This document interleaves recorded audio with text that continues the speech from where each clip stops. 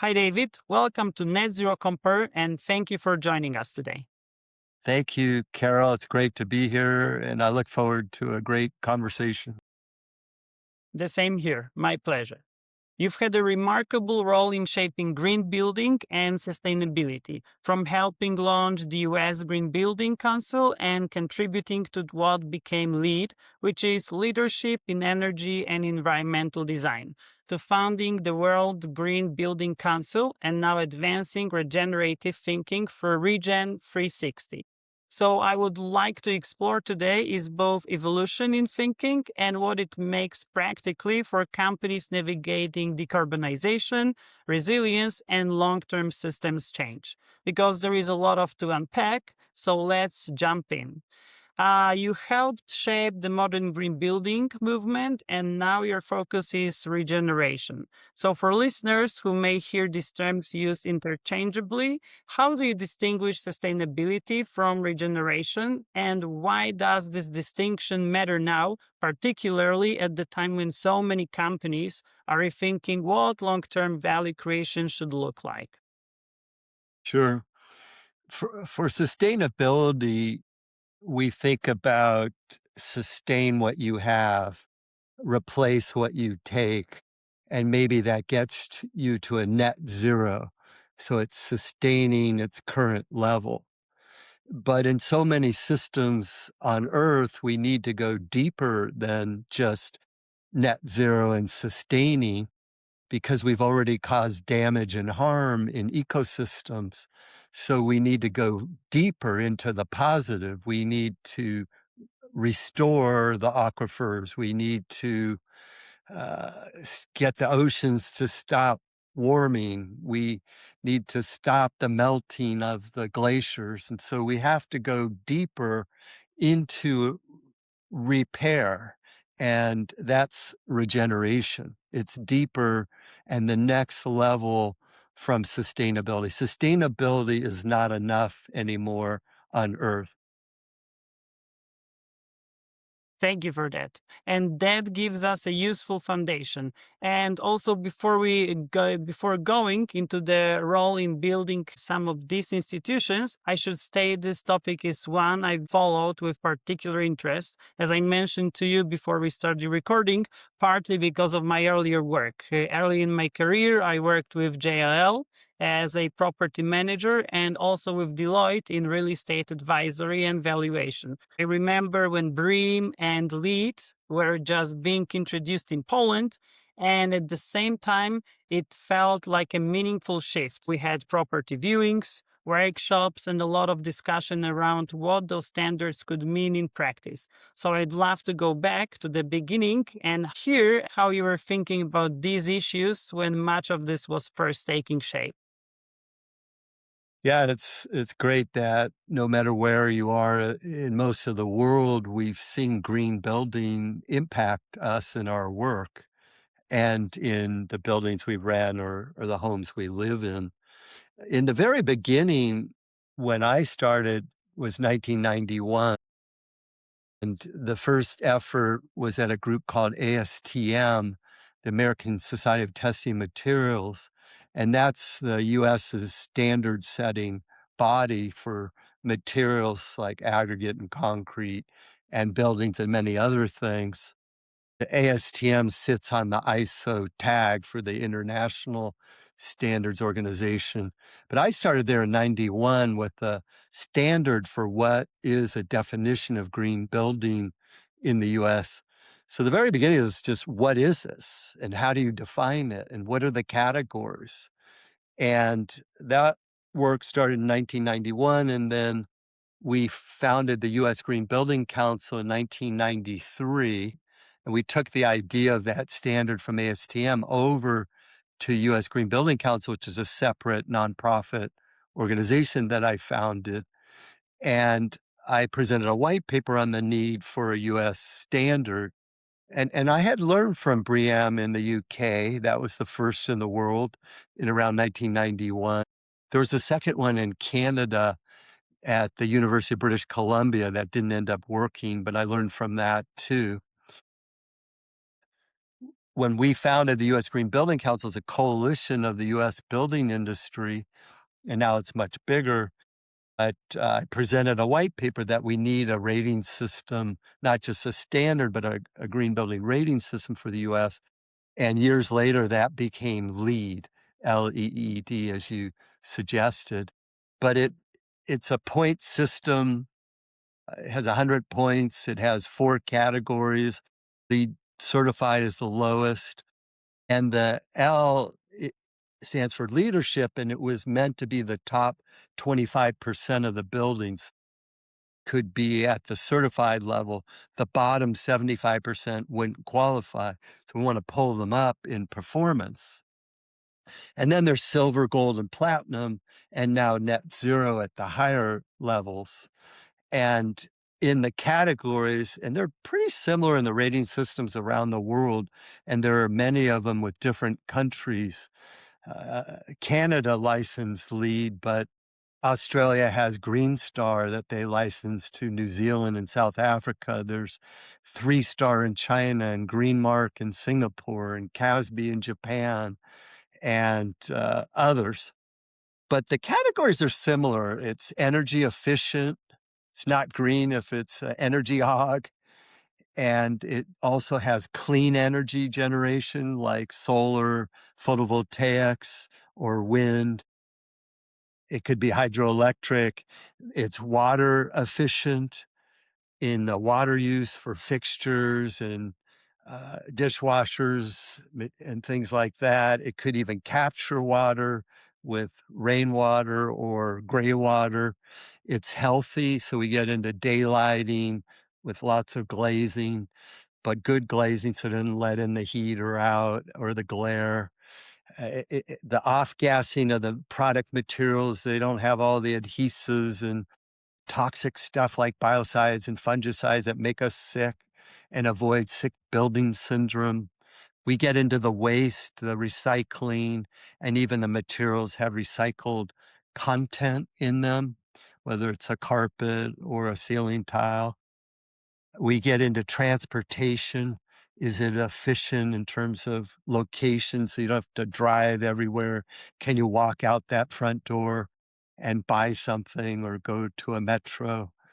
And those are the main categories. Of course, we have materials in there as well. And embodied carbon of those materials is the energy it takes to make them shows up. And that's a very important new area.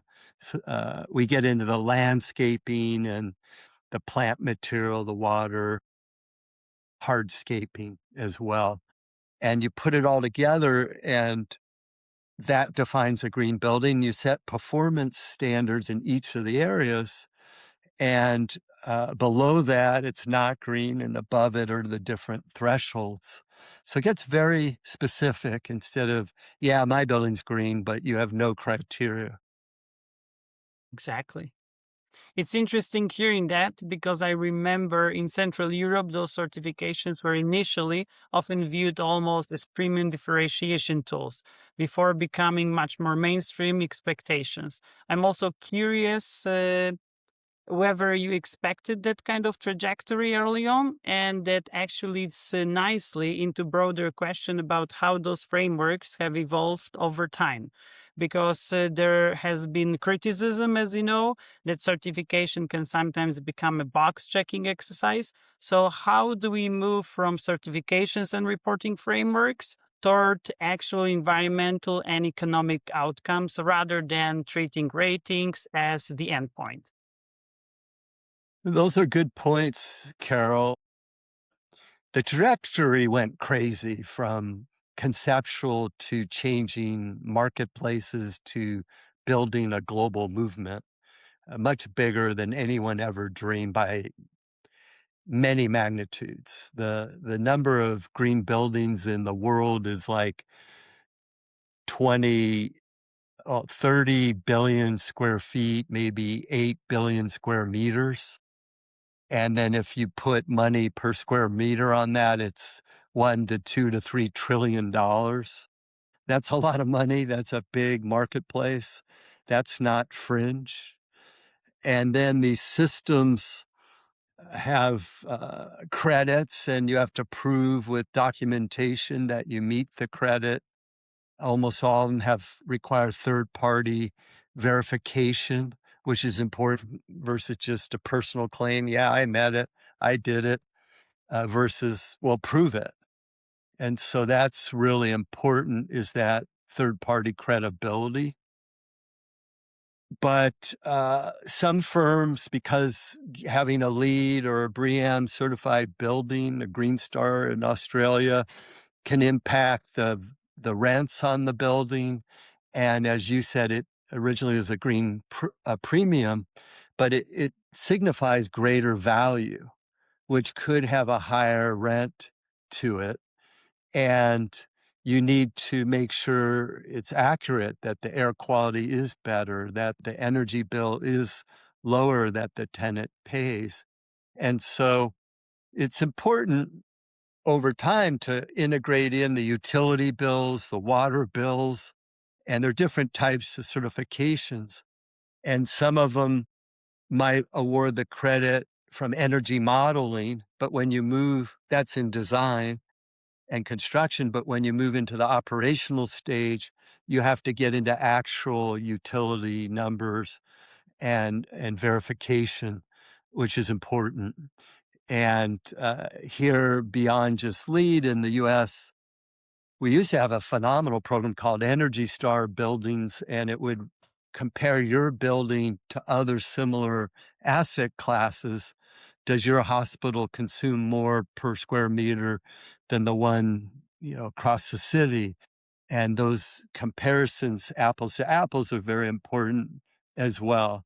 But ultimately, it's about results and not just the effort.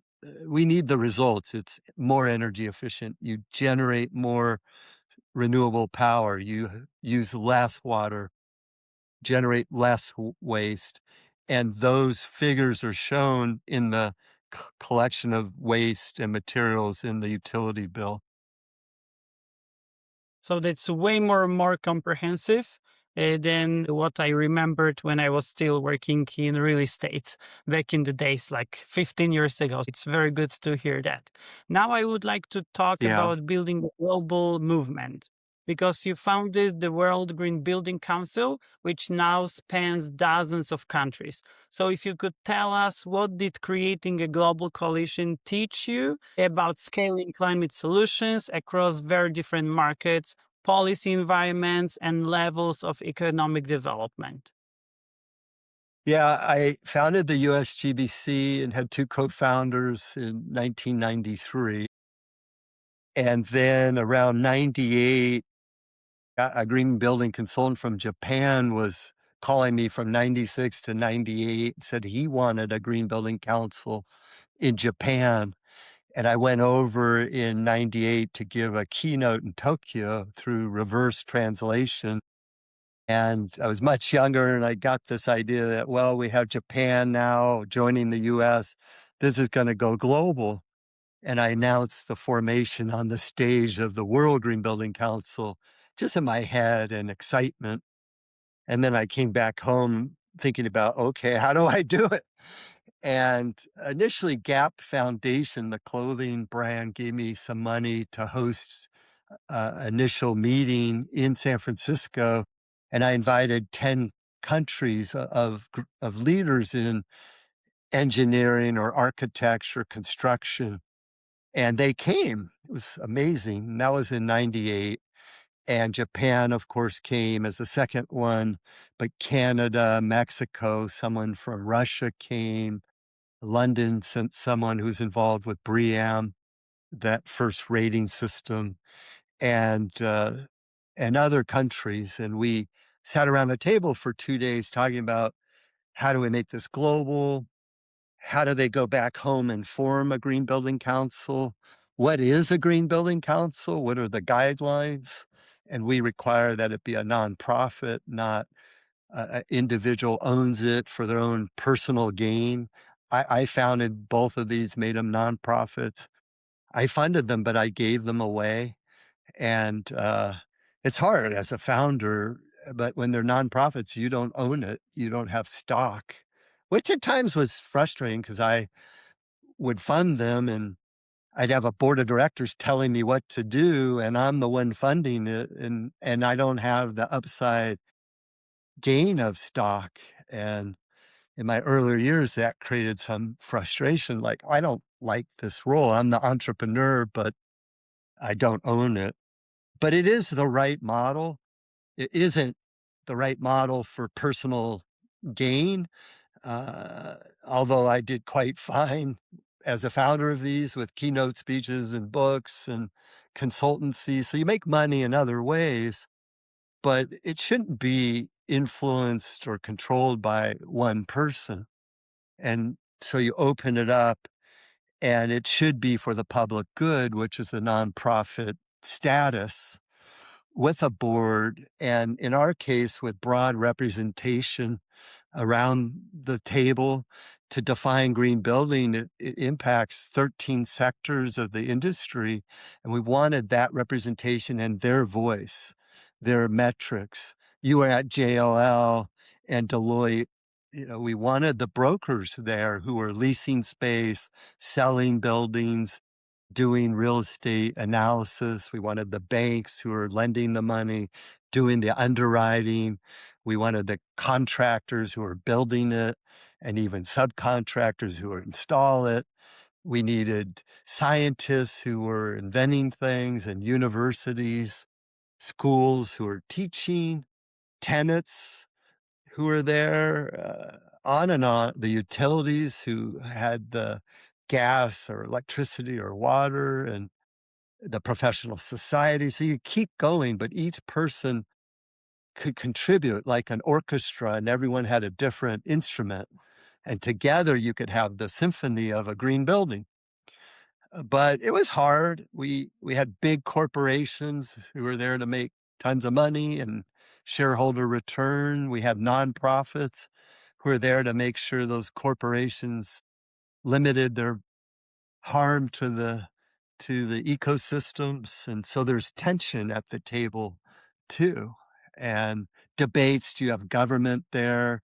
Do you allow professional trade groups? So instead of getting one drywall or 5 drywall companies, you get the trade group that they all belong to. And sometimes I found when the trade group would try to join, and we ended up outlawing them in the beginning, but those brand firms hide behind the trade group name, and can push for a lower standard.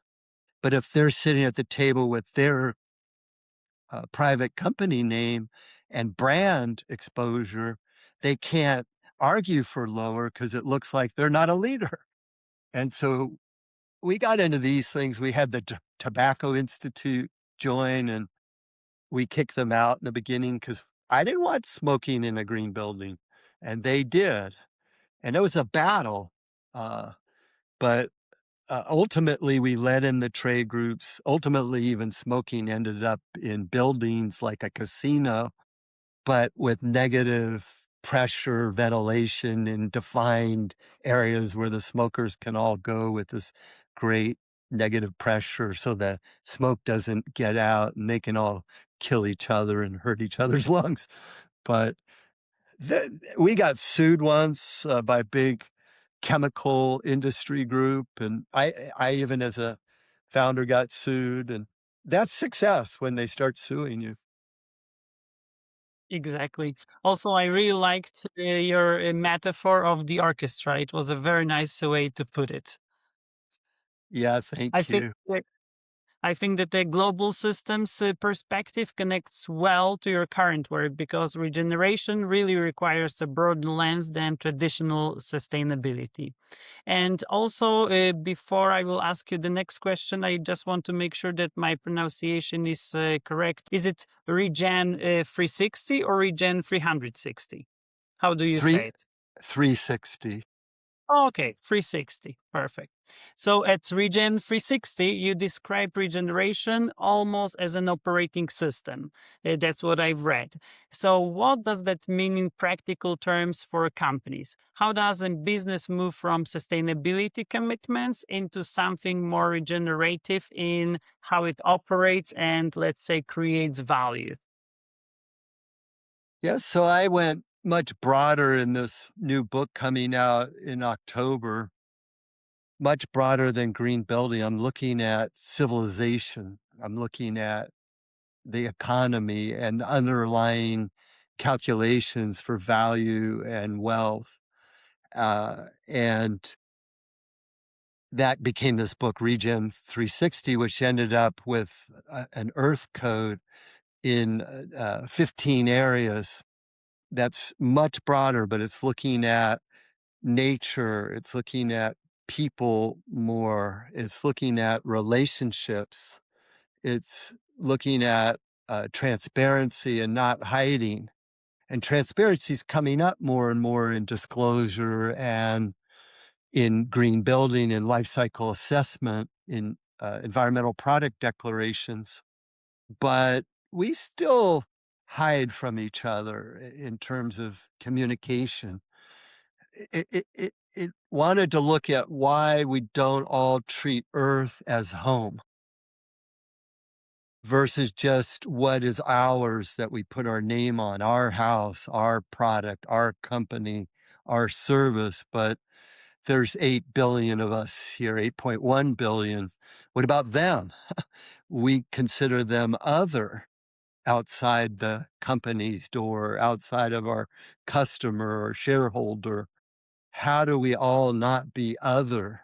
How do we all share this beautiful place as home?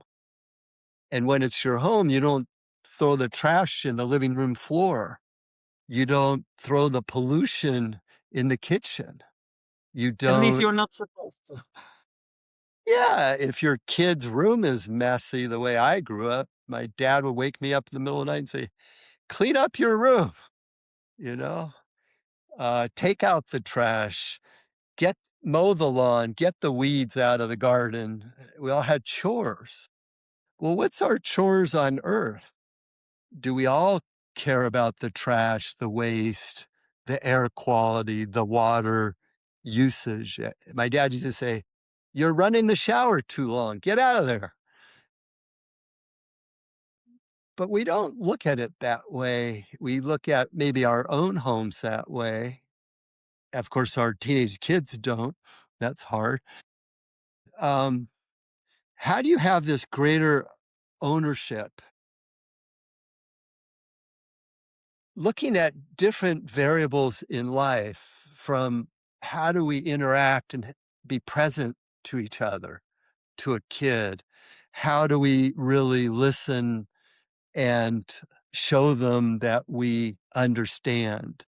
How do we bridge cultural differences with countries? We're having trouble here right now on Earth. How do we understand nature and pull biomimic design into our inventions? Nature is circular. There's not no waste. And so when the tree falls, it's a feedstock to replenishing the soil. And the soil gets richer and the new shrubs and trees come out of that composting. How do we think that way with the things we make so it can be disassembled, reused, recycled materials come into the play, whether it's the glass, the steel?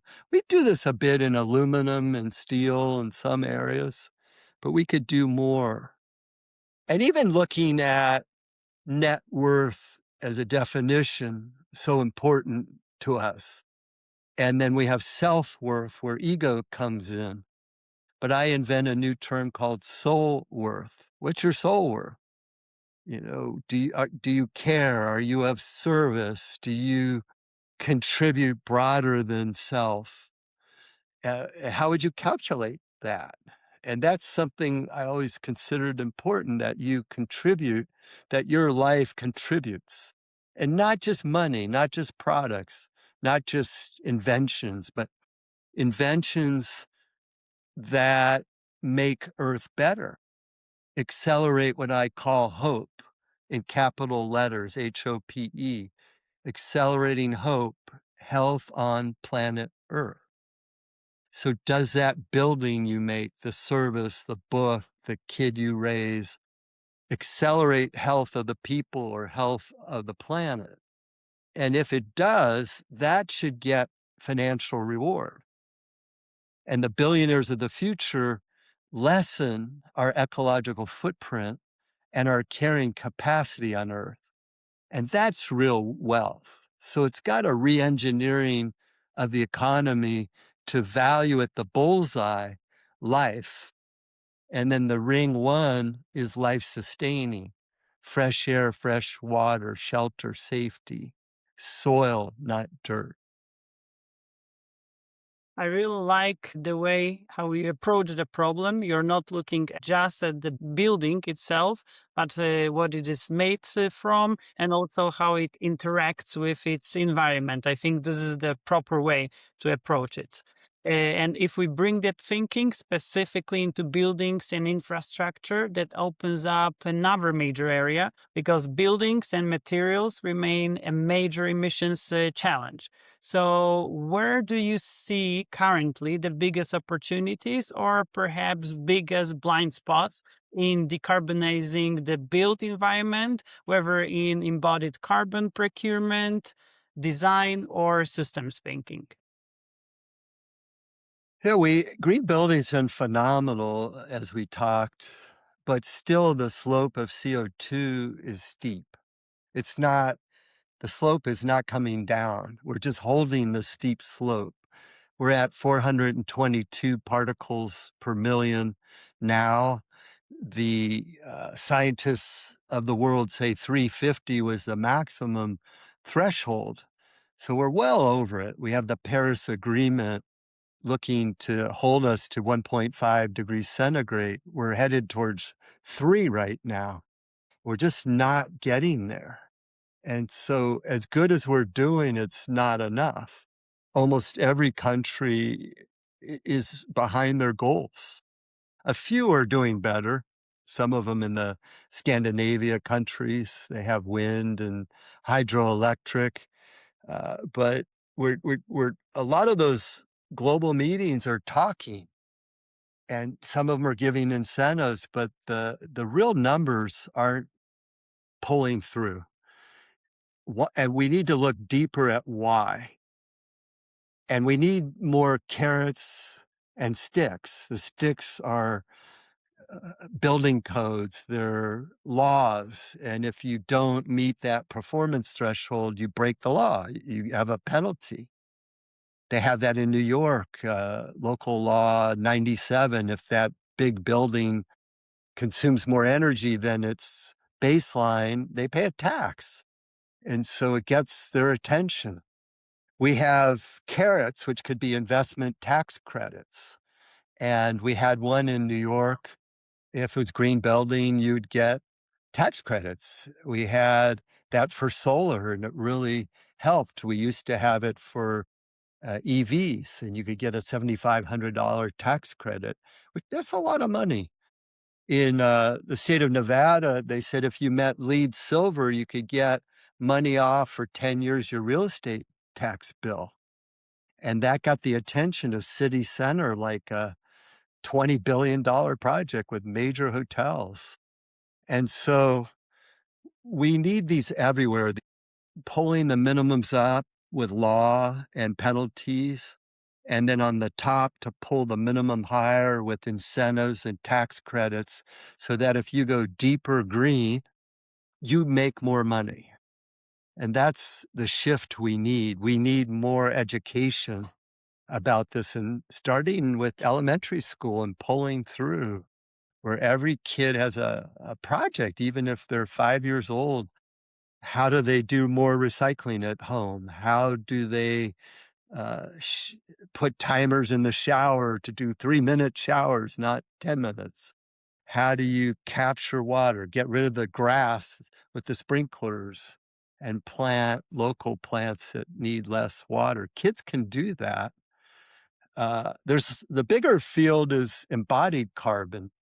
When you make concrete or steel or aluminum, what's the energy going into it from the extraction phase, transporting those raw goods to manufacturing, the energy used in manufacturing, making the product, and transporting it to where it's being installed.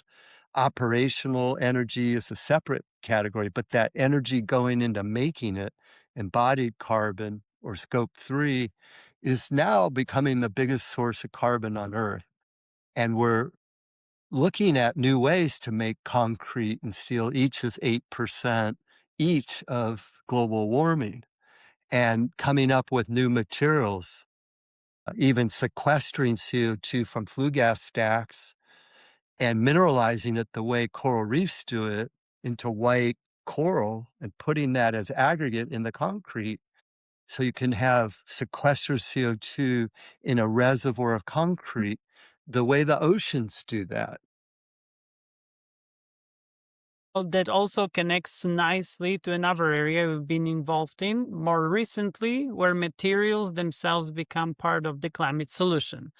Because through your work, as I understood, with Blue Planet, you've been involved with a project that mineralize CO2 into construction materials. If you could tell us, how do you see carbon mineralization and low carbon materials fitting into the future of construction and climate mitigation more broadly? Yeah, I'm a huge fan of capturing CO2 from the flue gas stacks before it goes into the atmosphere. Once it's in the atmosphere, we have direct air capture. We call it DAC, DAC, but that takes a lot more energy once it's so dispersed. But if it's coming out of the flue gas stack and you can capture it and then mineralize it, that flue gas has many other elements beyond CO2, and the CO2 is of different concentrations, whether it's a cement plant or petroleum or something else.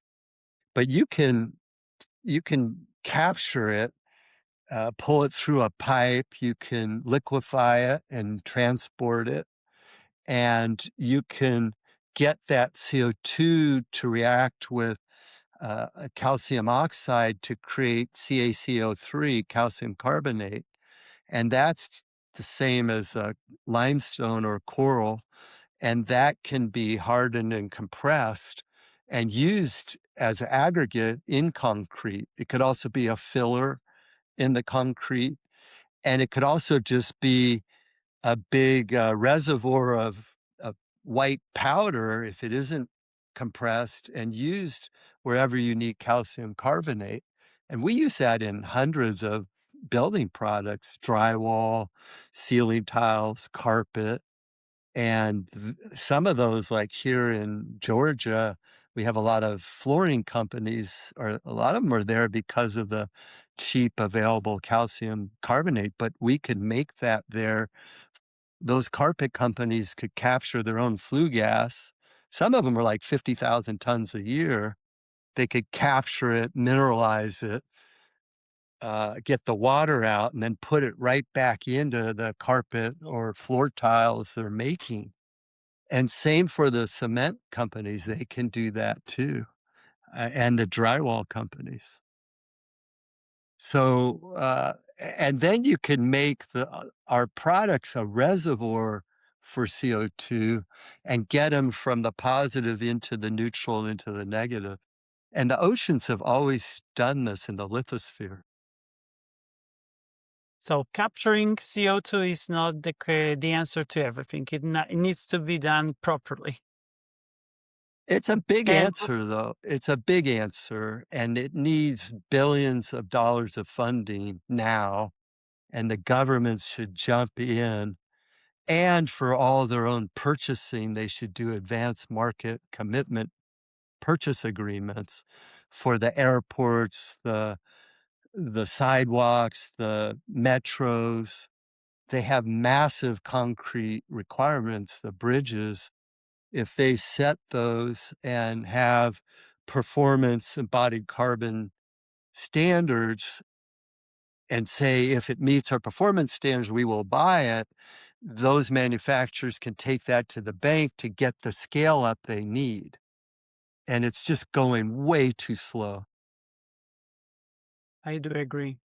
And when you combine developments like that with broader changes in policy and markets, I think it raises the question of what could accelerate progress most in the coming decade.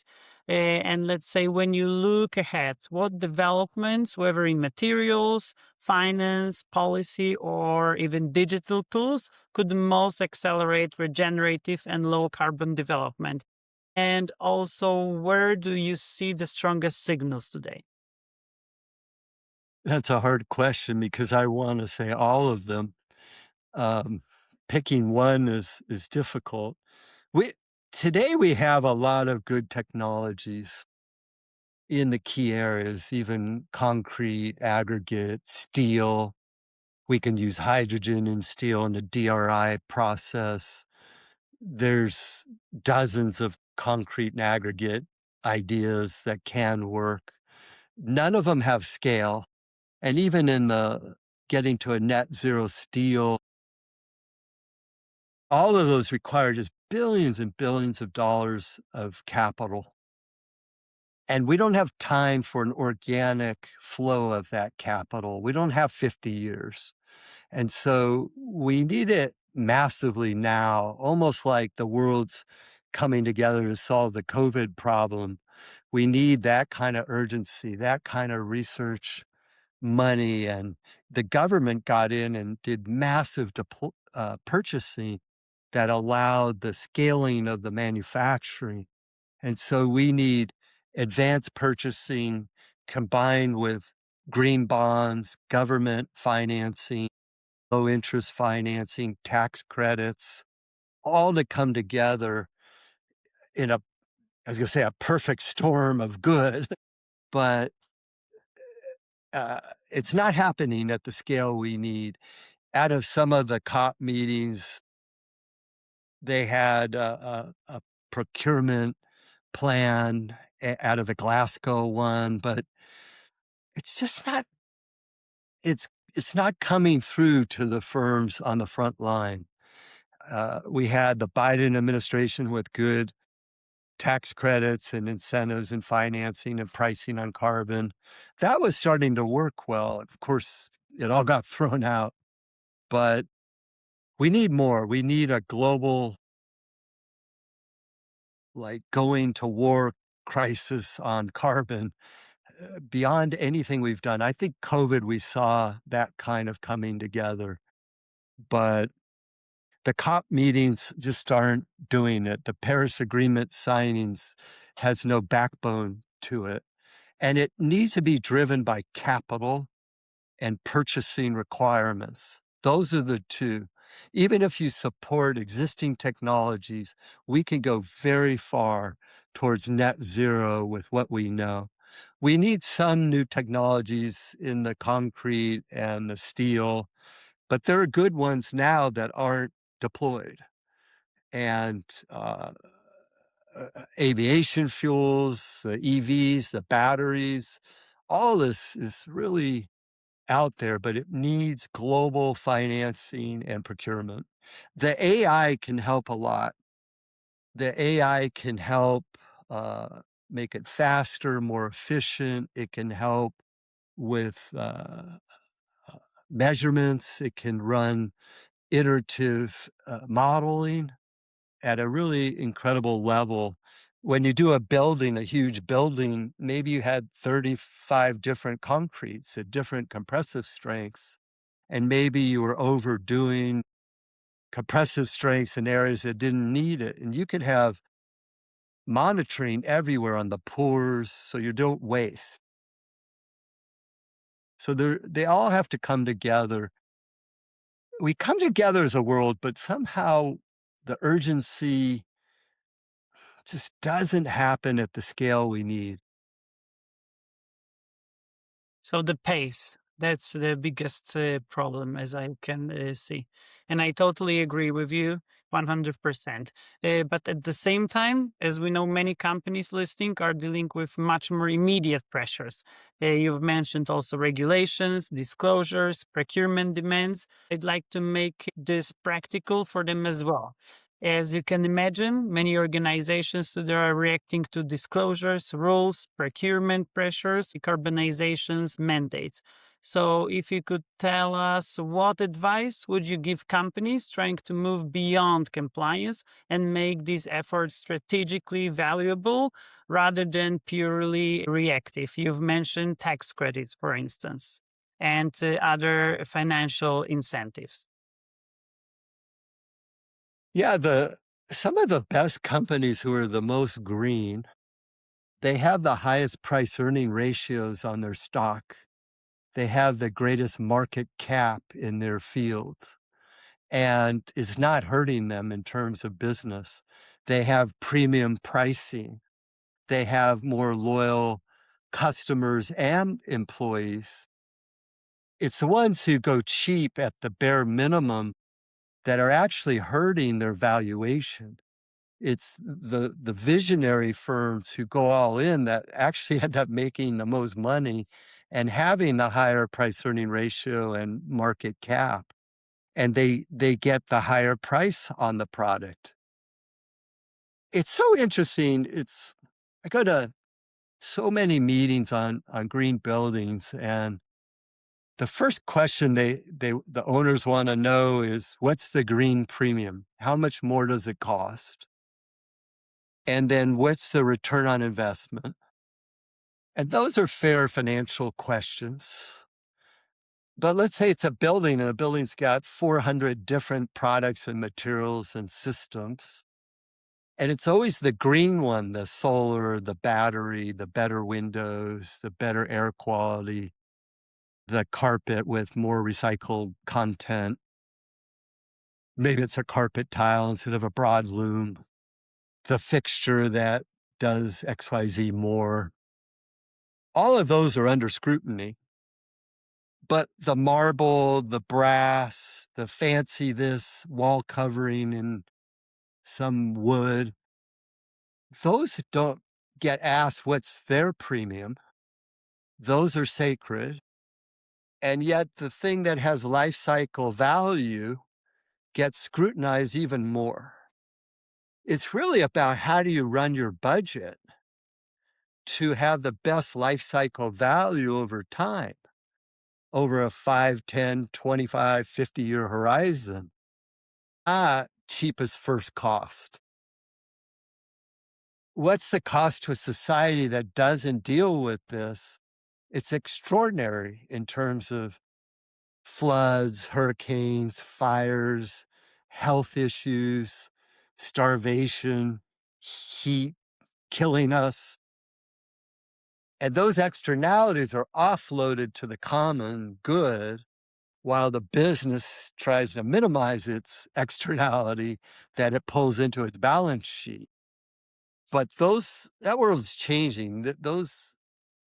You're going to be responsible for your impact over time. It's coming your way with disclosures and then taxes and maybe tax credits if you do good. But if you're a real leader, you're collecting all the data across everything, all your fleet, even your employees and their transportation, your operational energy, your embodied scope 3 energy, your end of life, which shouldn't be an end of life. It should be a feedstock to the next cradle to cradle, as Bill McDonough says. And your investors are going to be looking at climate risk in terms of your balance sheet. So this has risk here too, and disclosure risk if you're not transparent, even personal liability. There's negligence and gross negligence here. And so everything I've ever done that went high level, I made more money. And the money can follow because you can get higher pricing. You can have more loyal customers. You can boost your brand with the message and the story. You can have loyal employees because you actually care and you don't cut corners. And you're talking about premium. When we go to buy whatever it is, Mercedes or a BMW and Audi, those are always known for quality. When you shut the door, it really shuts. It's gorgeous. When you close an Audi door, it's beautiful. And that is not the cheapest car. The seats are gorgeous and ergonomic. The dashboard is like an airplane. The cornering, the crash, you go for 5-star. It's safe. And we pay more for it. So why wouldn't you pay more for a house that has solar and solar hot water and incredible insulation and accurate shading so the western sun doesn't come in some countries and overheat, and thermal mass with passive solar design that Germany does so well? And why don't you have gorgeous air for your young children that's filtered and beautiful water and tons of daylight? We love daylight. It changes our circadian rhythm. This is about quality. This is about life. This is about life sustaining. And we're trying to get the economy and the future of Earth to be consistent with life and life sustaining. And that creates greater wealth. And people like me are going to write books on it. We're going to evaluate you. We're going to push governments. We're going to educate students to demand quality. And real quality is something that accelerates hope. Well said. And also, I was thinking that raising awareness of our societies, that will be the key, because well-informed society will make well-informed decisions. So obviously, they will opt for company A, not company B, if company A is more green and is actually sustainable. They won't only look at prices. Prices are important. I don't want to throw them out. But those of us who've done okay in our careers, we don't go to the used clothing store and buy the cheapest possible pants.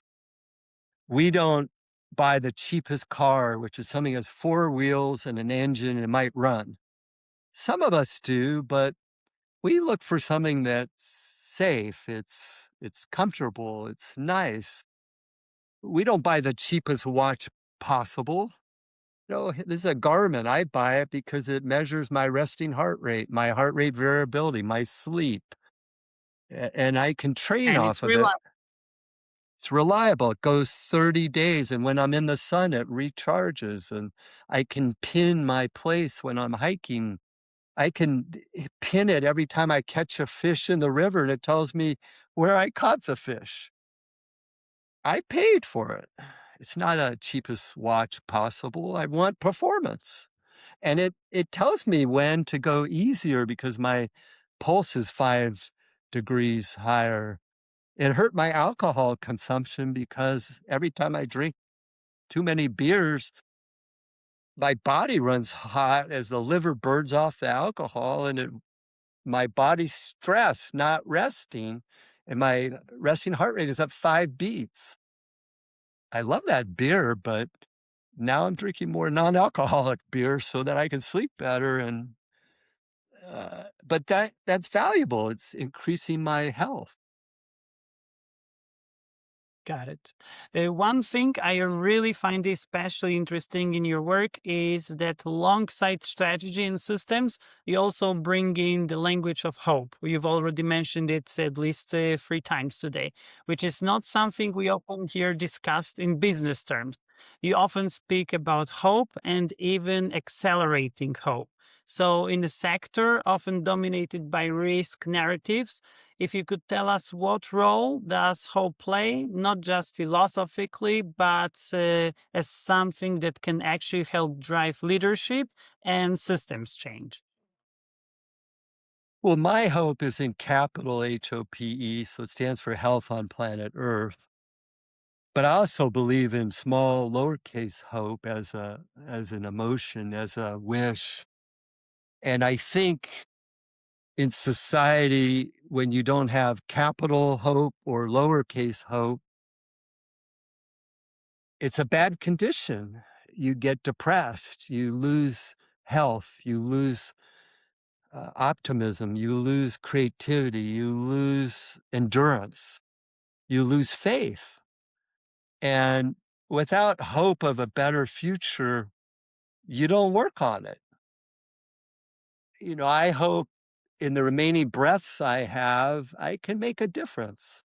That's why I'm here. That's why you're here, Carol. We're talking about the future. We're hoping through this dialogue and your podcast and article that we can inspire people. We can give them hope through our words, through our vision, through our tenacity, through our inventions, through our story, because we're planting seeds as gardeners. When a gardener plants the seeds, they hope it'll grow. And if you're an environmentalist, you hope the seed grows into a tree that not only creates shading to prevent heat island impact, but to pull the CO2 out of the air and kick out the oxygen. And so hope is doing that, is taking the toxicity out of the air and kicking out fresh oxygen to sustain us. If you don't have hope, it's toxic and you're breathing the CO2 and it's killing you. And we need everybody to play in this game, everyone to invent, everyone to be a gardener of those seeds, everyone to water the garden, everyone to want it to be organic and not pesticides. And so I decided somewhere in life to, if I don't feel hope, to invent hope or have dialogues with people who have hope to give me hope.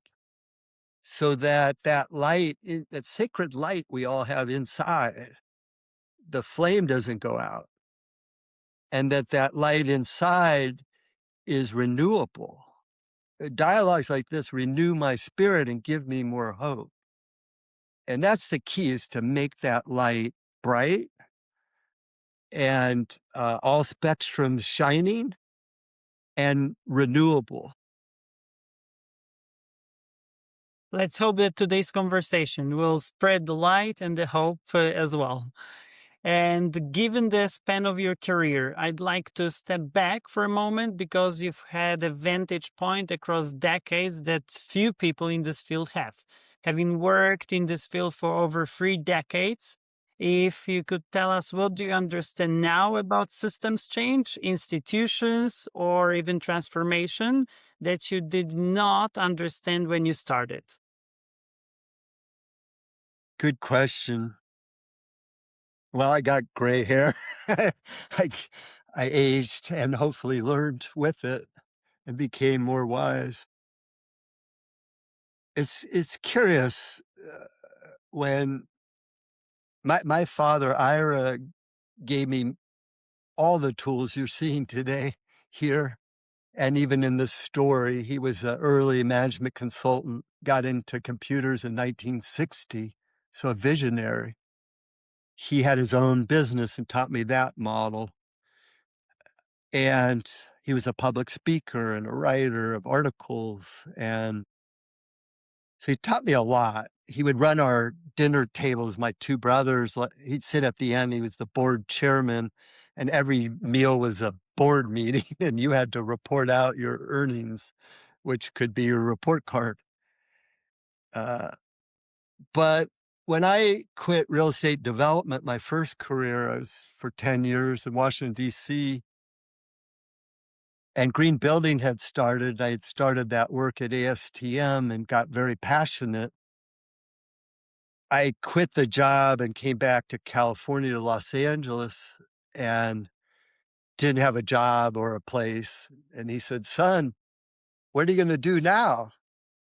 And I said, "Well, this idea of green building came up, and I did this subcommittee at ASTM, and England did this, and the American Institute of Architects started its Committee of the Environment. And I studied solar engineering at Stanford, and I love all this. This is a future, but it's early, Dad. And I want to start a nonprofit to define what is green building for the US. And he kept quiet for a very long time. And I stopped breathing and started holding my breath. And he said, "Son, that's a good gimmick. Don't come home when you're starving." And this is my role model who gave me all these fabulous tools. And I felt like, oh my God, this is a bad idea. And he wanted me to stay in real estate development because I was making good money. But I wanted to contribute deeper. I wanted to help define not just how to make money in buildings, but how to make good buildings and how to make healthy buildings and how to have a career of that could have a legacy. I was interested in legacy beyond net worth and self worth. I didn't know the term soul worth, but my soul was hungry for more and a life of purpose, passion, and mission. I call that PPM. And I couldn't find the words to explain that to him, but I laughed and formed it anyway and stayed at it hard. But the point is that if you have a good idea and those you respect may not understand it, they might be of a different generation. Their calculations of wealth and value are different. And they aren't you. They don't know what makes you shine. What's your divine light saying to you at night when your head hits the pillow? Mine was saying more than just, I want to make a ton of money and spend it all. Or mine was saying, I want to make this sacred life mean something. I want to have value. I want to impact. I want to do good. I want to define good. And I was hungrier, maybe because he did well and I started with his success and he gave me the benefit to leapfrog to ask other questions. But I want to encourage everyone reading or listening. I know you have thoughts in your own head. I know they're there. Some of you listen to them. Some of you act on them. Some of you have always done that. Some of you might have been like me and stuffed it away and shut the door. Said, leave me alone. I don't want to hear that. That's too scary. And it's not proven and it's risky and no one believes in it. But here we are. Fast forward, I got into green building in 91. And here we are 35 years, 35 years later with a multi-trillion dollar industry, green building councils in 85 countries, and I don't know, 400,000 green accredited professionals. And we've created the world's biggest movement, probably in sustainability, in one of the world's biggest industries. And it came from me and a few of the co-founders and all the people we attracted, thousands of them. And I didn't do it. I just helped recruit people. And Carol worked on this at JLL in Poland and they're involved in the UK. And you said you're in Toronto now. Canada GBC jumped in. But we found people like ourselves whose eyes sparkled to create hope, to accelerate hope. And we gathered them and we built this movement of hope by listening to self and trusting and building through tenacity and alacrity and knowledge of financial and building markets. But we need thousands more to do this. And so please listen to yourself, trust in yourself, get those who love it to support you and join you, and innovate. Oh, yeah. Innovation, very important and very inspiring. Thank you for that. I'm also curious what gives you optimism right now, because despite the scale of the challenge, what developments today give you genuine optimism? What should people perhaps pay more attention to that may still be underappreciated? So much gives me optimism. I I I I watch kids, I go to kung fu, and I'm a trainee there, learning to be an instructor very slowly, so I'm not that great, and we're teaching how to teach kids and help instructors, and my kids on Saturday morning, the first class is under 7, so maybe 3.5 to 7 years old, and I just love that, being with the kids, seeing their enthusiasm, their energy, their spirit, trying to learn, their sense of play, their sense of no barriers from the other kids, and just that youthful energy. I get the same when I lectured recently at my daughter's college in LA, USC, and the questions were just so phenomenal. The thought and the passion behind the thought and the brilliance of the young minds, and they weren't jaded yet by a career and hadn't struggled by some of life's things, but they give me energy. They renew my spirit. And this work, these words, it's for them because they're the future. I've lived a lot of my life already and been very blessed, but I want them to have the same opportunities we had. And we're not handing that off to them. We're handing them off problems, a lot of them. They have a lot of good things, advancements in health and technology and AI, and I have so much fun with AI, but AI consumes a ton of power and energy, so there's an elephant in the room. But that gives me hope, these young, bright minds. Yesterday, I toured a plant with some young entrepreneurs in Oakland, and they have a straw bale product they're going to make, and it's going to sequester CO2 in that source and replace petroleum based products. And they were so enthusiastic and positive and hopeful. And I looked at that, well, they're just starting, they don't have any sales, they've done these millions of things. I came in with a little too much knowledge, but I came home and just thought about their enthusiasm. And I used to have that for a lot of things. And that was beautiful to be cherished and respected. And the same thing when I walk my dog every morning, especially in spring. Now I'll slow down and there'll be a cactus or a plant, and coming right out of the center is a flower. And the colors are purple and yellow and coming out of the green. And it goes straight up towards the sun. And I just think about that, like, whoever created us, it could have made everything green. Who decided to make a gorgeous purple flower with yellow that opens up and the bees are happy and the hummingbirds? And it's a signal of the beauty of creation and to be grateful and to understand we're part of that system. We don't own it.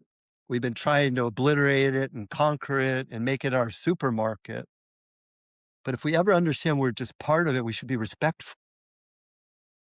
There's just that creation gives me hope. And I just feel blessed to see that and honor it. And if you're seeing the video, you see the painting behind me. I'm a painter, and I'm trying to express the brilliance and light in those colors of the creation.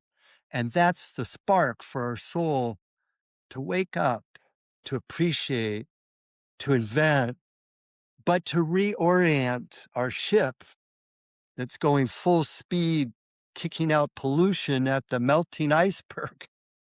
And we're putting little solar panels on it, but it's not enough. We have to turn the ship. We got to get the iceberg to stop melting and not kick out CO2. So there's a lot of hope and optimism.